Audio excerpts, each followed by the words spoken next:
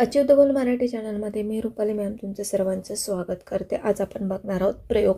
बघा, प्रयोग बघण्याअगोदर तुम्हाला कर्ता कर्म क्रियापद यायला पाहिजे। मग आपण यावर सेपरेटली लेक्चर घेणार नाही, इथेच तुम्हाला मी कर्ता कर्म क्रियापद कसं ओळखायचं ते सांगणार आहे। त्यानंतर आपण प्रयोग अगदी काही सेकंदांमध्ये तुम्हाला कोणताही प्रयोग असो, कर्तरी प्रयोग असो, कर्मणी प्रयोग असो, भावे प्रयोग असो, कोणताही प्रयोग असो, अगदी काही सेकंदात एक्झाम्पल बघताच तुम्हाला समजेल की कशा प्रकारे कोणता प्रयोग आहे। ठीक आहे, फक्त तुम्ही काय करायचं, शेवटपर्यंत लेक्चर बघायचं। मी तुम्हाला अगदी शॉर्ट ट्रिकने सांगणार आहे, त्यामुळे हे चॅप्टर तुमचं अगदी काही मिनिटांमध्ये कव्हर होणार आहे, त्यामुळे तुम्ही व्यवस्थित समजून घ्यायचं आहे। सर्वात पहिले बघा, प्रयोग बघायच्या अगोदर आपल्याला काय करायचं, कर्ता कर्म क्रियापद समजून घ्यायचं। बघा, कर्ता कर्म अधिक करू आपण क्रियापद।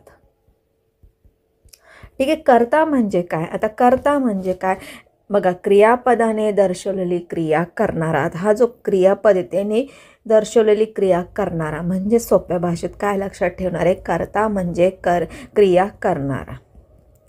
कर्ता म्हणजे क्रिया करणारा।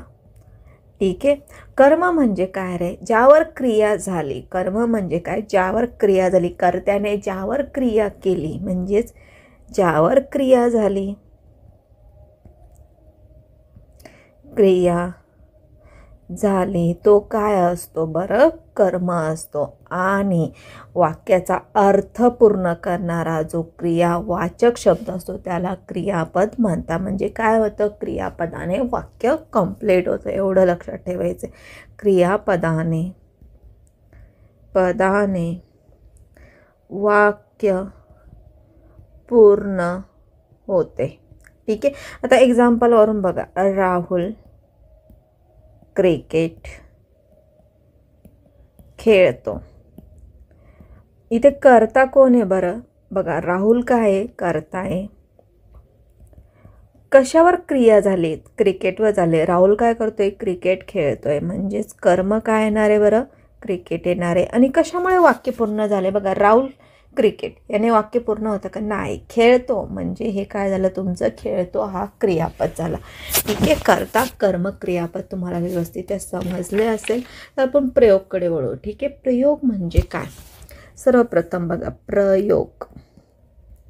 प्रयोग म्हणजे काय हे समजण्यासाठी, प्रयोग हा शब्द कसा तयार झाला हे जर तुम्हाला व्यवस्थित समजलं तर प्रयोगची डेफिनेशन तुम्हाला कायमस्वरूपी लक्षात राहणार आहे। ठीक आहे, प्र अधिक यूज म्हणजेच काय, योग, योग। प्रयोग काय, प्रयोग म्हणजे जुळणी, रचना, मांडणे, ठेवणे। बघा किती सोपी डेफिनेशन आहे प्रयोगची, एखाद्या गोष्टीची रचना करणे, मांडणी करणे, ठेवणी करणे, जुळणी करणे म्हणजेच काय, प्रयोग। ठीक आहे, आता तुम्हाला कर्ता कर्म क्रियापद हे समजलं असेल, हे काय प्रयोगामधील प्रमुख घटक आहे, कर्ता कर्म क्रियापद। बघा, आता कर्ता कर्म क्रियापद बघितलं आपण। ठीक आहे, बघा आता तुम्हाला प्रयोगाची डेफिनेशन समजले तर प्रयोगाचे किती, 3 प्रकार आहे। कोणते कोणते 3 प्रकार आहे बघा, कर्तरी प्रयोग,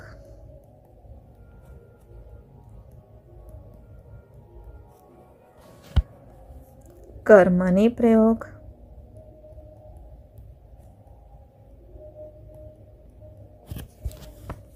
आणि त्यानंतर भावे प्रयोग।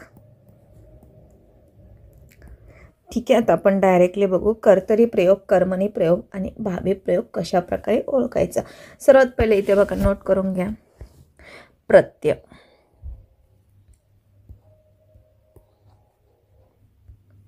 ठीक आहे, कर्तरी प्रयोग, कर्मणी प्रयोग, भावे प्रयोग कशा प्रकारे ओळखायचं बघा, इथे सर्वात पहिले प्रत्यय असते किंवा नसते। ठीक आहे, प्रत्यय असते किंवा नसते, यावरून आपल्याला कर्तरी प्रयोग, कर्मणी प्रयोग आणि भावे प्रयोग ओळखायचे। कशा प्रकारे बघा, इथे कर्ता कर्म, कर्तरी प्रयोगचेही काय 2 प्रकार आहे। कोणते 2 प्रकार आहे बघा, सकर्मक कर्तरी प्रयोग, अकर्मक कर्तरी प्रयोग. ठीक आहे, अकर्मक. आता तुम्हाला कर्तरी प्रयोग कसा ओळखायचा? सकर्मक नाही आणि अकर्मक नाही. तर ज्या वाक्यामध्ये कर्त्याला अधिक महत्त्व असते तेव्हा काय असतो? कर्तरी प्रयोग असतो. ज्या वाक्यामध्ये कर्माला अधिक महत्त्व असतो ते काय असतं? कर्मणी प्रयोग असतो. म्हणजेच काय, कर्मानुसार काय होतं? क्रियापद बदलतं. तिथे काय असतं? कर्मणी प्रयोग असतो. आणि त्यानंतर कर्ता कर्मामुळे क्रियापद बदलत नाही, त्याला महत्त्व नसतं. क्रियापदाला महत्त्व येतं तेव्हा काय असतं? भावे प्रयोग असतो. ठीक आहे. आता याप्रमाणे बघा, सकर्मक कर्तरी प्रयोग आणि अकर्मक कर्तरी प्रयोग आपण कसं ओळखायचं? आता तुम्हाला मी एक वाक्य दिलं, तो बैल बांधतो.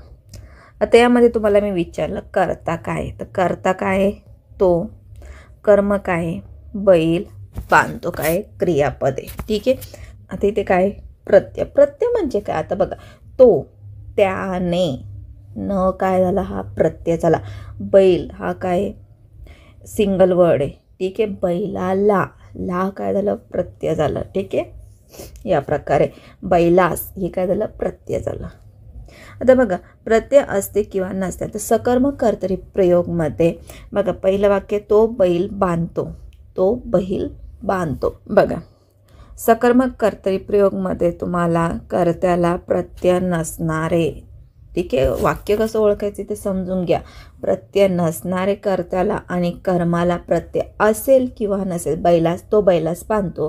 तो बैल बांधतो म्हणजे असेल किंवा नसेल. ठीक आहे. आता असलं तरी आणि इथे कर्त्याला प्रत्यय नसलं तरी ते काय होणार आहे? सकर्मक क्रियापद होणार आहे. तर बघा, हेच वाक्य झालं, तो बांधतो. तो बांधतो. तो बांधतो. इथे तुम्हाला कर्ता दिसतोय आणि त्यानंतर डायरेक्ट क्रियापद दिसतंय. कर्म दिसतंय का? नाही. तर बघा, कर्त्याला प्रत्यय नसतो आणि इथे कर्मच नसतो. कर्म नसतो. ते काय असतं? अकर्मक कर्तरी प्रयोग असतो. कर्त्याला प्रत्यय नसतं आणि कर्म तर वाक्यात नसतोच. ठीक आहे. कर्तरी प्रयोग व्यवस्थित आहे, समजला? ठीक आहे. कर्मणी प्रयोग बघा, कर्मणी प्रयोगमध्ये, आता कर्मणी प्रयोगमध्ये बघा, तेच वाक्य घेऊ आपण, त्याने बैल बांधला. ठीक आहे. कर्ता कर्म क्रियापद समजलंय. त्याने, बघा इथे कर्मणी प्रयोगमध्ये बघा, कर्त्याला प्रत्यय आहे, कर्माला प्रत्यय नाही. तिथे काय होतं? कर्मणी प्रयोग होतं. भावे प्रयोगचे दोन टाईप बघू आपण. भावेचे बी काय? सकर्मक भावे प्रयोग, अकर्मक भावे प्रयोग. ठीक आहे. आता इथे कसं वाक्य येणार आहे बघा, कर्त्याला प्रत्यय असतं किंवा नसतं. तर कर्त्याला प्रत्यय असतं, त्याने बैलास बांधले. बघा, त्याने प्रत्यय आहे, बैलास कर्मालाही प्रत्यय आहे. ते झालं सकर्मक भावे प्रयोग. ठीक आहे. आता इथे बघा काय दिले? त्याने बांधले. त्याने बांधले म्हणजेच बघा, इथे काय आलं? प्रत्यय आलं. कर्त्याला काय आलं? प्रत्यय आलं. आणि इथे कर्मच नाही आहे. इथे काय? कर्मच नाही आहे म्हणजे कर्म नाही. ठीक आहे. या प्रकारे तुम्ही कर्तरी प्रयोग, कर्मणी प्रयोग आणि भावे प्रयोग ओळखू शकता. चला, तुम्हाला मी आता एक एक्झाम्पल देते. यावरून मला तुम्ही सांगायचे की ते कोणत्या प्रयोगात येतं. जर याचा आन्सर तुम्हाला देता आलं तर तुम्हाला कर्तरी, कर्मणी आणि भावे प्रयोग व्यवस्थित समजला असं मी समजेल. ठीक आहे. बघा, वाक्य देते तुम्हाला मी. माईने सुधाला बोलावले. चला, याचा मला आन्सर द्यायचे, कोणता प्रयोग येणार आहे? कर्तरी प्रयोग येणार आहे, कर्मणी येणार आहे का अकर्मक भावे येणार आहे का सकर्मक भावे येणार आहे? चला, याचा आन्सर मला कमेंट्समध्ये, जर तुम्हाला व्यवस्थित त्या प्रयोग समजले असतील, काही डाऊट असेल ते मला कमेंट्समध्ये विचारा. मराठी वगैरेमध्ये कसलाही डाऊट असेल ते मला कमेंट्समध्ये सांगा. नेक्स्ट लेक्चरमध्ये आपण तेही शॉर्ट ट्रिकने समजून घेऊ.